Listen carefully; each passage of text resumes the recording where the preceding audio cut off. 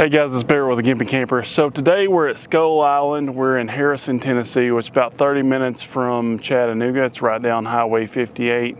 It's a beautiful campground here. You know, sadly, this used to be a free camping area. I found it on freecampsites.net. I actually came down here in 2020 and I found the gate closed. I think I had a picture or two there. I've tried to find them here. But found the gate closed, and you know, looking through it looked like, you know, this was like a city dump in here, so people weren't taking care of it. That's what happens, guys, when we don't take care of things. They close it down. Apparently Vista Recreation, which was I think they're also known as camprrm, they got a contract here to open a campground. So they've been open 2 or 3 years, so it's a lot more refined and a lot cleaner than the last time that I came through and found this. And so we're right here at site 11 right now. We're right behind my camper. The swimming area is right behind us here. With their little beach area. It's still a little bit too cold to use that. Sorry about the sunglasses because it's actually hot today, but we're like mid-April, so the water's still pretty cold. I have seen a couple of jet skis around, but mainly it's just like fishermen out here in boats and stuff right now. Now I will say that this is a beautiful area. You know, you're right on the water. There's, you know, it's questionable whether the view to the left is beautiful or not. It's a nuclear power station. I think it's Sequoia right there, but you know, it's still pretty in its own right. Now, it can be a little weird too, I guess, but if you ignore the fact that there's a nuclear power station next door, and you ignore the fact that this place has always been known as Skull Island, and you ignore the fact that there's a cemetery on site here. No, it's not haunted at all. It's okay. It's fine. I will say the biggest thing's got on my nerves since we've been here. We're on this little point right here, and at night the frogs go nuts out here. Some people might like that. It didn't like bother me too bad, but I was like, what's that sound? And then I realized it was frogs all over the place out here. All right, so just some general information about the campground here. I believe there's 68 sites. You do have to book it through Vista. The road's coming in from Highway 58. The main road out here is a little bit narrow. It can pucker you a little bit, but it wasn't too bad. Just a word of warning that I forgot to say on the video so far. On the way in and out, when you first come off the main road, there is a little bit of an incline there. So much so it's been a while since I've done this, but this piece on my soft topper, it did actually make a little bit of contact with the camper, not enough to hurt anything. I mean, it's punctured it before, but so just so you know, if you don't do well with the fifth wheel or with your setup and going down an incline, you know, it's the same thing with a lot of the area campgrounds. You know, there's a little bit of an incline coming in and out. So if you don't do well with those, then that's something that you need to, you know, be remembering whenever you try to book this. So just wanted to point that out so that way you didn't get a surprise when you got there. Thanks, guys. I will say that they're allowed 2 dogs per site here, and it says that they have to be on a leash at all times. And also, if you're thinking about bringing dogs, say you got 3, it says that you can talk to management about that. Sometimes they can make an exception for you. All of the campsites here have electric. I believe it's 50, 30, and 20 at all of the campsites.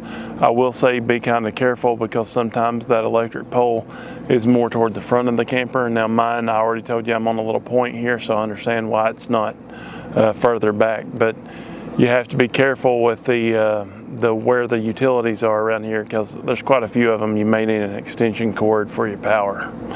Also, the water is going to be in a similar area, so you might need more than a 20-foot hose, but you know, it's not too bad. All right, guys, so let's go over cellular speeds because we always like to cover that. I don't have a Verizon phone with me. My wife's not here today. I had to go ahead and make this video.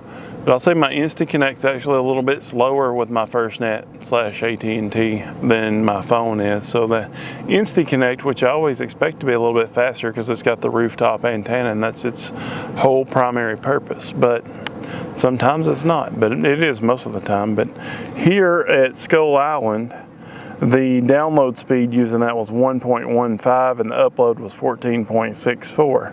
But the download on my cell phone was 4.3 and 2.56 up. So both of them were kind of slower than I actually thought it would be, because in Chattanooga I have really great coverage, and I just thought that the coverage would be good out through here. Now I know that when you go closer over into Georgetown you start hitting some dead spots, so it doesn't surprise me all too well. I was able to stream some videos with no problem, which kind of surprised me with the speed showing as slow as they are. So guys, like we talked about, there is a large beach area over here, and there's 3 or 4 like day use tables there. The website says these are mainly for campers. However, you can request to drive in and use the day use area.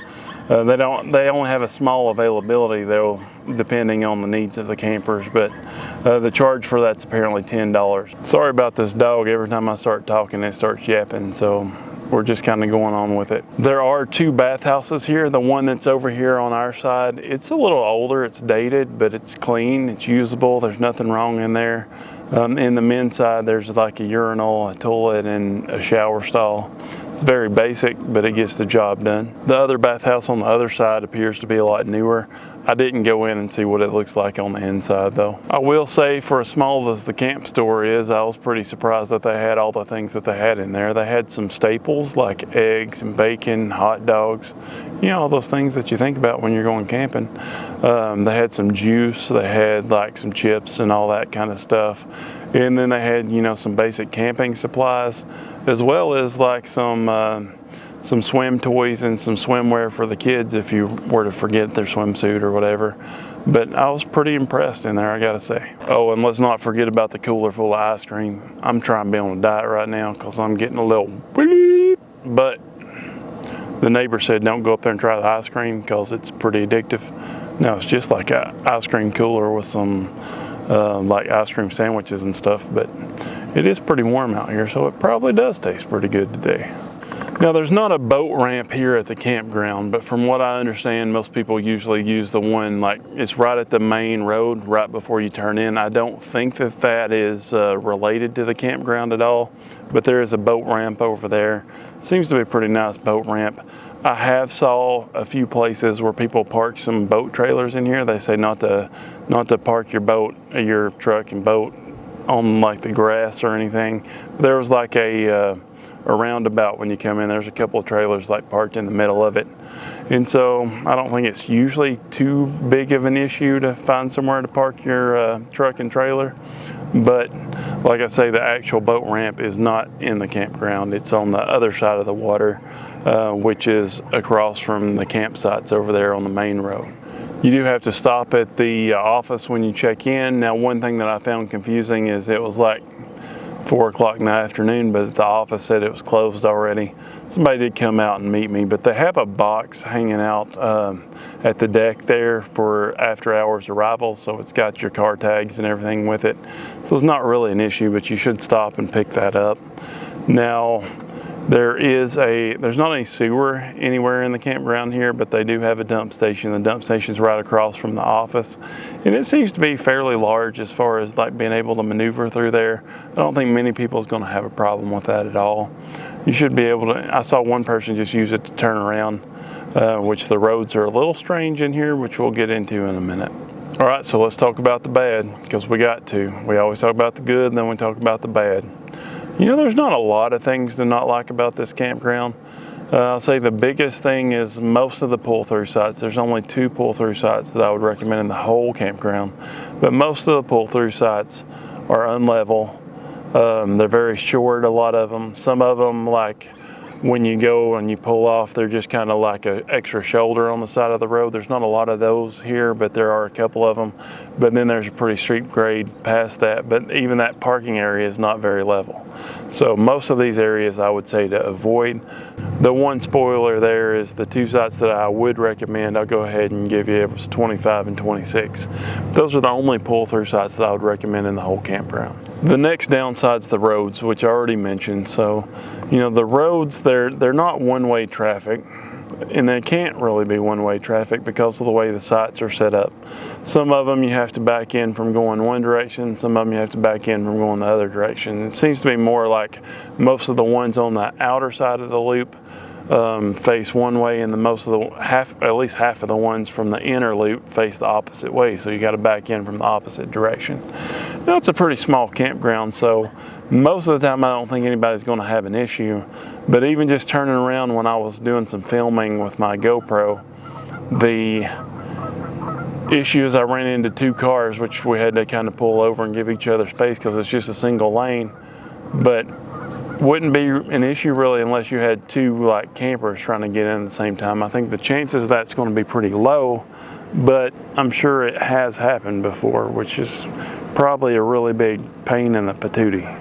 And while we're not talking about, you know, sites specifically yet, I will say that a lot of those sites like that are right across from the boat ramp that are waterfront, a lot of those are going to be unlevel, like front to back, so I would avoid a lot of those because there's a lot of that issue on that side of the park.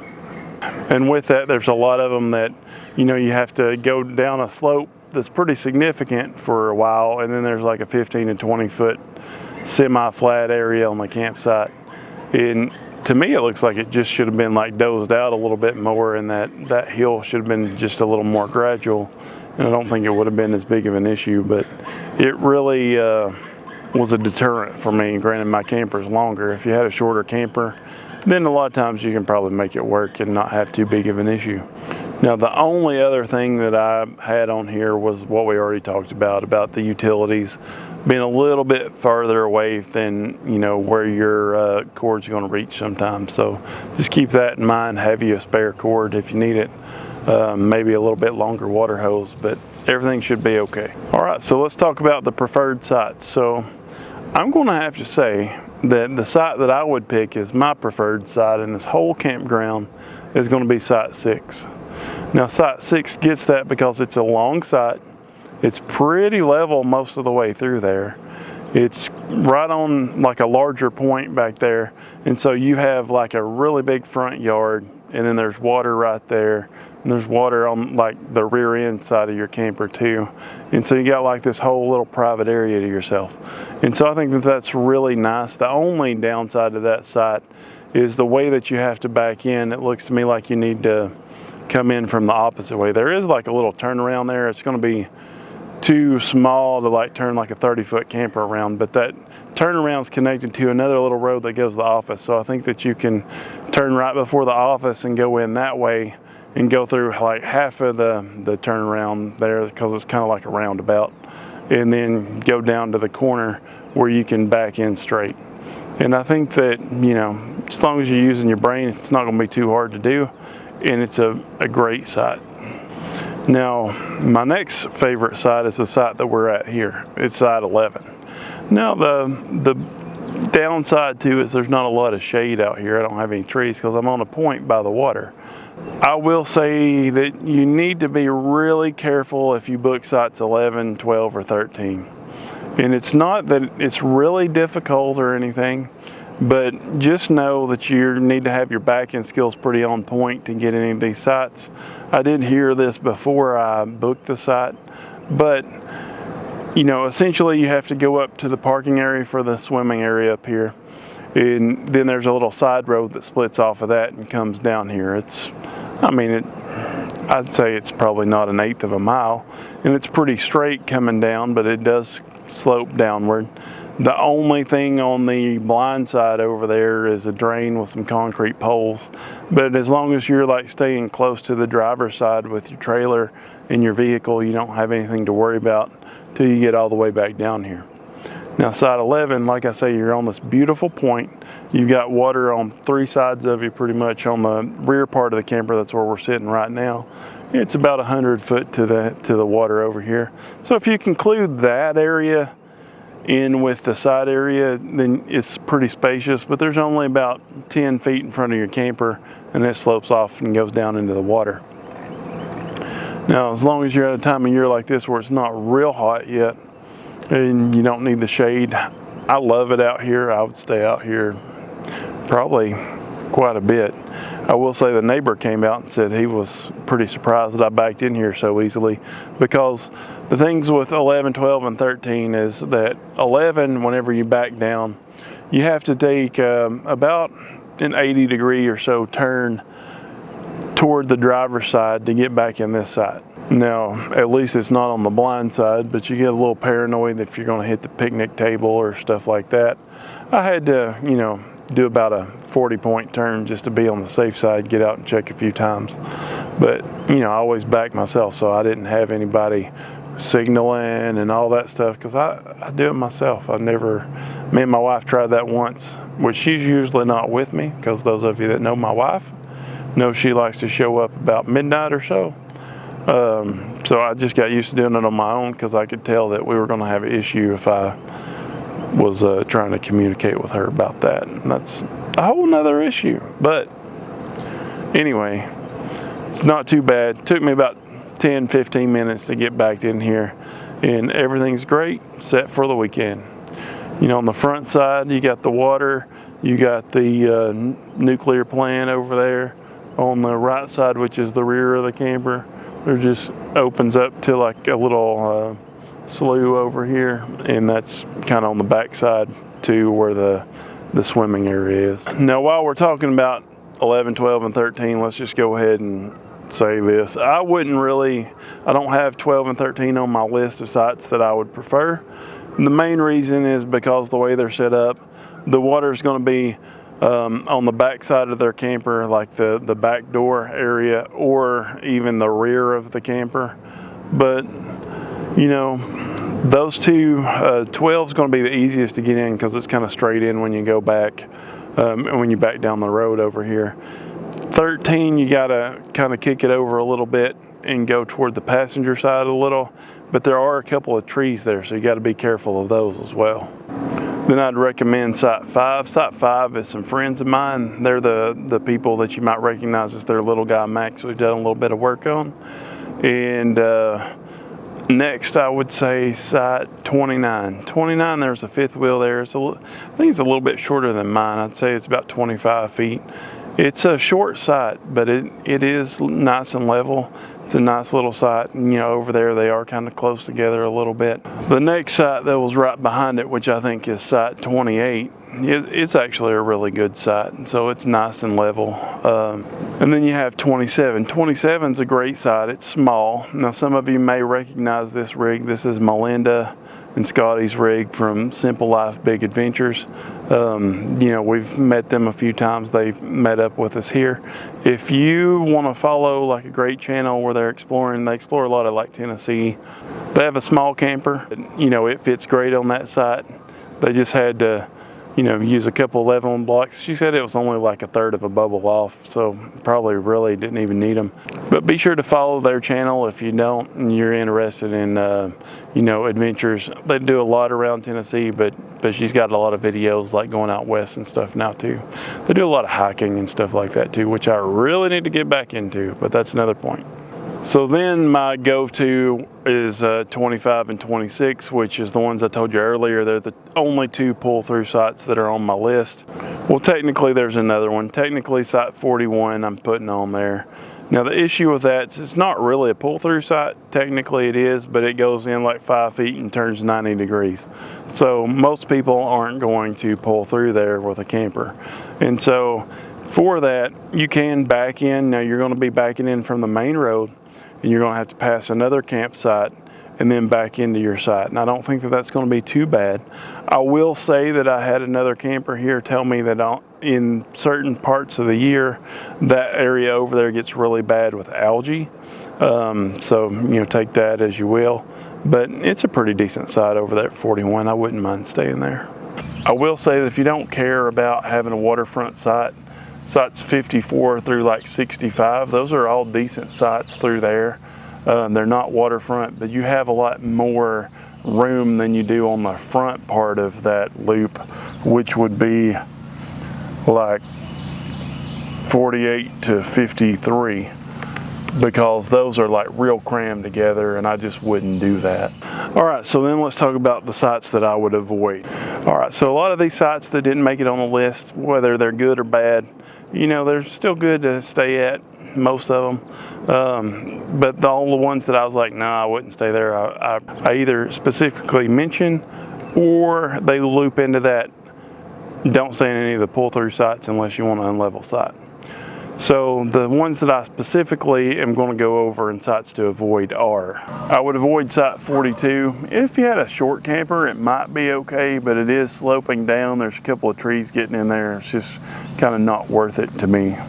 As I said before, I would avoid most of the pull-through sites, including sites 2 and 4. You know, they're just short, they're awkward, they're sloped.